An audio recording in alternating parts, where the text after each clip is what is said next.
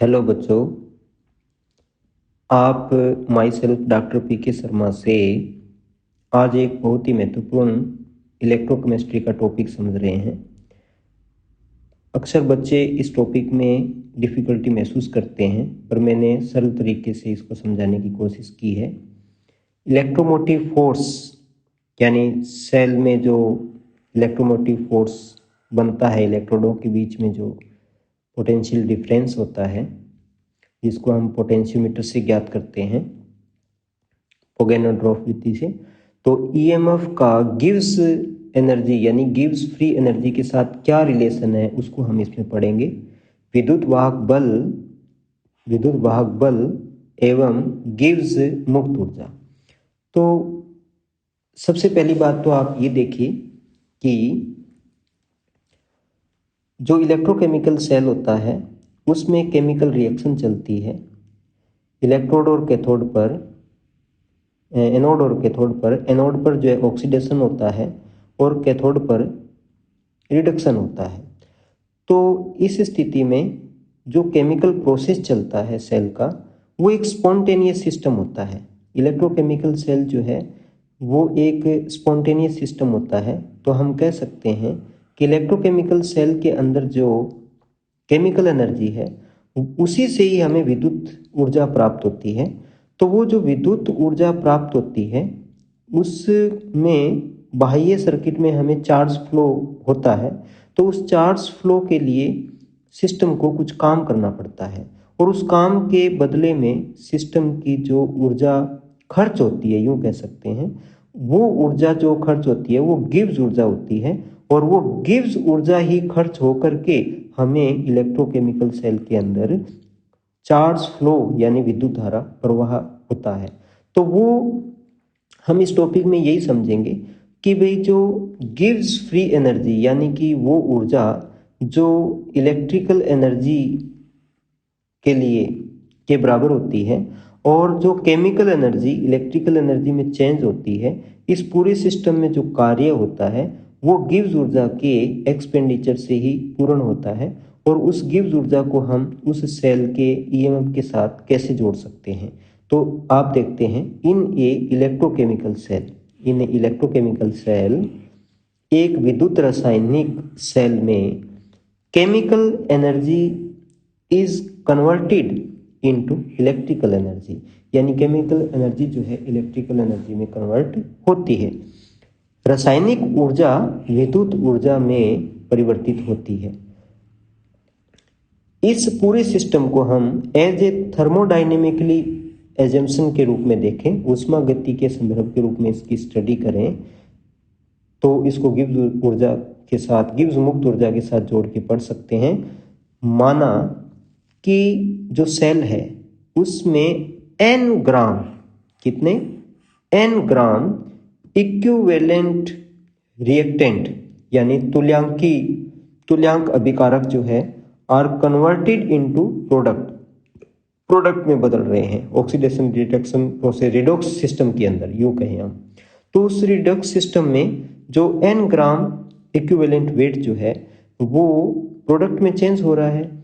अब आप अच्छी तरह से जानते हो कि यदि n ग्राम रिएक्टेंट प्रोडक्ट में कन्वर्ट होगा तो उस पूरे प्रोसेस में कितने इलेक्ट्रॉन जो है रिलीज या गेन होंगे। तो उस सिस्टम में पूरे में the number of electron liberated on electrode will be n। तो नंबर ऑफ इलेक्ट्रॉन की संख्या जो है वो n होगी। n ग्राम तुल्यांक अगर रिएक्टेंट प्रोडक्ट में चेंज होगा तो n इलेक्ट्रॉन जो है लिबरेटेड होंगे, मुक्त होंगे, जो एनोड से कैथोड की ओर फ्लो करेंगे।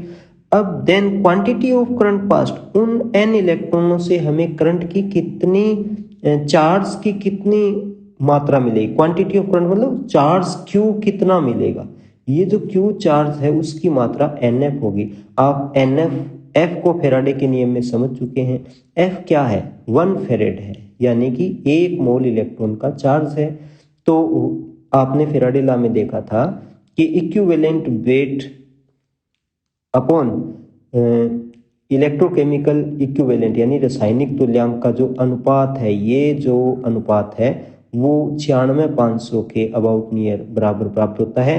That value is equal to 1 farad, और यानी 1 मोल इलेक्ट्रॉन के चार्ज के इक्वल होती है। तो यहाँ जो है नंबर ऑफ इलेक्ट्रॉन को, हम जो नंबर ऑफ इलेक्ट्रॉन को यदि फेरेड से गुणा करेंगे तो हमें टोटल चार्ज जो क्वांटिटी फ्लो हो रही है वो प्राप्त हो जाएगी।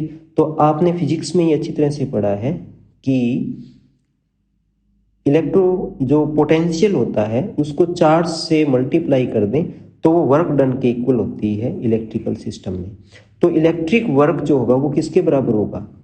पोटेंशियल इंटू चार्ज, यानी कि E इंटू क्यू के बराबर होगा। तो अब आप देखते हो इससे क्या, वर्क इज इक्वल टू, अब क्यू की वैल्यू जो है ये वैल्यू हम जो है यहाँ से उठा के NF जो है यहाँ रख देते हैं। तो W इज इक्वल टू हमें क्या मिला? NFE, यानी सेल का EMF इस चार्ज NF के मल्टीपल के बराबर वर्क डन, इलेक्ट्रिक वर्क हमें उस सेल से प्राप्त हो गया। ये तो था आपका रिलेशन, यानी कि जो वर्क डन है, जो EMF के रूप में चार्ज क्वांटिटी जो हमें NF मिली वो वर्क डन इसके बराबर हो गया, जो इलेक्ट्रिक वर्क के रूप में हमें प्राप्त हो रहा है। N ग्राम इक्विवेलेंट के रिएक्टेंट के प्रोडक्ट में चेंज होने पर ये जो वर्क डन जो है वो NFE के बराबर प्राप्त हो गया। अब आगे देखते हैं इसको गिव्स फ्री एनर्जी यानी गिव्स मुक्त ऊर्जा के साथ कैसे संबंधित करें। तो इसका मतलब ये जो वर्क डन है, आपको ये जो W मिला है यानी ये वर्क मिला है वो गिव्स मुक्त ऊर्जा के खर्च होने पर ही मिला है पूरे सिस्टम में। तो this electric work is completed, ये जो इलेक्ट्रिक वर्क पूर्ण हुआ है वो bye expenditure of gives free energy, यानी गिव्स फ्री एनर्जी के एक्सपेंडिचर से ही प्राप्त हुआ है। इट मीन्स यह विद्युत कार्य गिव्स मुक्त ऊर्जा के खर्च के बराबर मिलता है। तो इलेक्ट्रोकेमिकल सेल प्रोसेस एक स्पॉन्टेनियस सिस्टम होता है, यानी कि वो एक स्वतः प्रवर्तित प्रक्रम होता है, यानी इसमें गिव्स ऊर्जा जो होती है वो नेगेटिव होती है। Delta G is negative. कक्षा 11 में आपने जो है एंथैल्पी वाले सिस्टम में गिव्स मुक्त ऊर्जा का टॉपिक पढ़ा था, उसमें अच्छी तरह से पढ़ा था कि for spontaneous system the delta G is negative, उसके लिए ऊर्जा जो है मुक्त होती है और वही कार्य में चेंज हो रही है, वही वर्क डन के वर्क में कंज्यूम हो रही है। तो ये डेल्टा जी नेगेटिव है यहाँ सेल के लिए, क्योंकि electrochemical cell is a spontaneous system. तो gives free energy for cell क्या होगी? Is negative delta G, hence W is equal to negative delta G. और नेगेटिव डेल्टा जी किसके बराबर था? अभी आपने ऊपर देखा कि NFE के बराबर, यानी कि delta negative delta G is equal to NFE। It means delta G is equal to negative NFE के बराबर प्राप्त होता है। This is relation between EMF and delta G, यही हमारा टारगेट था। अब अगर हम सेल की कंडीशन स्टैंडर्ड लेते हैं यानी मानक स्थिति लेते हैं एट 298 केल्विन लेते हैं, देन डेल्टा जी नोट लगा देंगे यानी स्टैंडर्ड कंडीशन में, तो ये नेगेटिव NF और स्टैंडर्ड कंडीशन का पोटेंशियल हो जाएगा, सेल का E नोट हो जाएगा, तो ये रिलेशन हो जाएगा। फिर आप देखिए कि अगर सेल के अंदर रिएक्टेंट यानी रिएक्टेंट और प्रोडक्ट के बीच में इक्विलिब्रियम बन जाता है, तो फिर इस कंडीशन में जो है हमें कोई करंट प्राप्त नहीं होगा सेल से, क्योंकि इक्विलिब्रियम साम्य अवस्था स्थिति में आप पढ़ चुके हो कि डेल्टा जी जो है वो नेगेटिव होता है। हेंस एट इक्विलिब्रियम साम्य अवस्था पर डेल्टा जी नेगेटिव होता है, तो there will be no flow of charge by cell, cell से किसी चार्ज का फ्लो नहीं होगा और सेल से कोई विद्युत धारा प्राप्त नहीं होगी। तो इस पूरी स्टडी में इस रिलेशन से हम क्या समझे? इस रिलेशन से हम समझ चुके हैं कि E is directly proportional to, ये प्रोपोर्शनल समानुपाती है negative delta G by F. This is a constant, F here constant value है, तो E हमें डेल्टा जी के नेगेटिव डिक्रीजिंग वैल्यू डेल्टा जी के प्रोपोर्शनल प्राप्त होता है। Hence EMF of a cell is proportional to decrease in गिव्स फ्री एनर्जी, यानी सेल का EMF जो है वो गिव्स मुक्त ऊर्जा में कमी के समानुपाती होता है।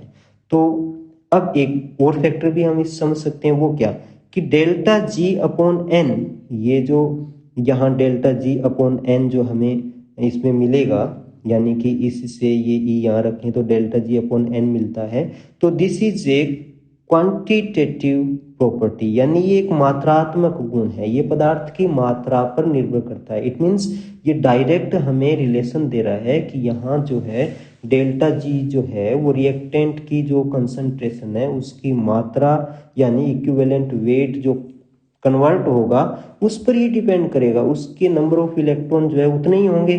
तो hence delta G upon n is a quantitative property, यानी मात्रात्मक गुण है। तो इससे स्पष्ट हो गया कि ईएमएफ भी मात्रात्मक होना चाहिए। तो E cell also a quantitative property. हम कह सकते हैं कि ई सेल जो है एक क्वांटिटेटिव प्रॉपर्टी क्यों है, क्योंकि गिब्स फ्री एनर्जी के साथ रिलेशन जब इसमें बनाते हैं तो पता लगता है कि डेल्टा जी जो है बाई एन जो है वो भी एक क्वांटिटेटिव है, therefore E cell is also a quantitative property. तो ये भी पता लगे। अब हम एक एग्जांपल लेते हैं कि इससे हम स्पष्ट कर सकते हैं कि विच सेल विच किस सेल में जो है केमिकल एनर्जी इलेक्ट्रिकल एनर्जी में कन्वर्ट होगी या नहीं होगी। तो इससे स्पष्ट होता है कि सपोज करो हमने एक सेल ले लिया, इसमें ये जिंक रोड से जिंक के आयन में एनोड बनाया और इसके साथ हमने ये सॉल्ट ब्रिज बीच में लगा करके और कैथोड जोड़ लिया। कैथोड पर जो है रिडक्शन होगा और एनोड पर ऑक्सीडेशन होगा। तो इस सेल में हम देखें कि दोनों इलेक्ट्रोड का अगर हम रिडक्शन पोटेंशियल जो लें, जैसे यहाँ जो है कैडमियम का जो हमें 0.04 वोल्ट है, इलेक्ट्रोकेमिकल सीरीज से लिया है ये, और जो जिंक है उसका जो इलेक्ट्रोड का पोटेंशियल है वो -0.76 वोल्ट है। तो इसका जो ई सेल फाइंड आउट करें, ई कैथोड माइनस ई एनोड से, तो हमें ये मिलता है +0.36 मिलता है। ये दोनों मिलके प्लस हो गए और 0.76 में से आप 0.40 घटाएंगे तो आपको प्लस में मिलेगा 36। अब आप रिलेशन से देखिए, ऊपर फॉर्मूला क्या था कि ईएमएफ जो था वो हमारा यहाँ पॉजिटिव आ गया और वो इक्वल था नेगेटिव डेल्टा जी के। तो इट मीन्स यहाँ डेल्टा जी जो है, डेल्टा जी की वैल्यू क्या मिली आपको, ये नेगेटिव साइन इधर आ गया तो हमें डेल्टा जी नेगेटिव मिला यहाँ पे। इट मीन्स इस कंडीशन में, यानी कि सेल की इस कंडीशन में जो सिस्टम है वो स्पॉन्टेनियस सिस्टम है। तो स्पॉन्टेनियस सिस्टम होने से हम कहेंगे कि this is a spontaneous system, ये स्वतः प्रवर्तित प्रक्रम है। तो इस प्रक्रम में हमें जो है जो केमिकल एनर्जी है इस सेल की वो इलेक्ट्रिकल एनर्जी में कन्वर्ट होगी, इस सिस्टम में कन्वर्ट होगी। अब इसको रिवर्स लगा दें, कैडमियम को हम एनोड बना दें और जिंक को कैथोड बना दें, तो इसी सेल को उल्टा कर देते हैं। ये हमने उल्टा कर दिया। उल्टा करके इस एग्जांपल में देखें तो जो potential E cell potential cell का जो ईएमएफ प्राप्त होगा वो हमें नेगेटिव में चेंज मिलेगा, क्योंकि यहाँ देखिए -0.76 में से आप माइनस प्लस 0.40 को घटाएंगे तो ये माइनस की वैल्यू ग्रेटर होने से माइनस में मिला। ये क्या कह रहा है कि अगर फॉर्मूले में रखेंगे तो माइनस माइनस पॉजिटिव होकर के delta G will be positive, इसमें हमें डेल्टा जी पॉजिटिव मिलेगा अगर इसी फॉर्मूले में वैल्यू रखेंगे ये दोनों। तो this is delta G positive होता है वो सिस्टम क्या होता है, असंवदय प्रक्रम होता है, यानी कि नॉन स्पॉन्टेनियस सिस्टम होता है। तो अगर कोई सिस्टम नॉन स्पॉन्टेनियस है तो उसमें वर्क करने के लिए गिव्स फ्री एनर्जी जो है वो कंज्यूम ही नहीं होगी, एक्सपेंडिचर ही नहीं होगा, उपलब्ध ही नहीं होगी। तो इट मीन्स यह इस सेल में हमें जो है इलेक्ट्रिक करंट प्राप्त नहीं होगा। तो नॉन स्पॉन्टेनियस सिस्टम में हमें जो है ये गिव्स फ्री एनर्जी स्पष्ट कह रही है कि electrochemical cell is a spontaneous system, स्वतः प्रक्रम होता है और गिव्स फ्री एनर्जी के एक्सपेंडिचर से ही हमें जो है उसके आउटर इलेक्ट्रिक सर्किट में केमिकल रिएक्शन से वर्क डन जो है गिव्स फ्री एनर्जी के वजह से होने से और हमें जो है उससे इलेक्ट्रिक एनर्जी प्राप्त होती है। तो यह आपका था गिव्स फ्री एनर्जी और ईएमएफ में संबंध। थैंक यू बच्चों।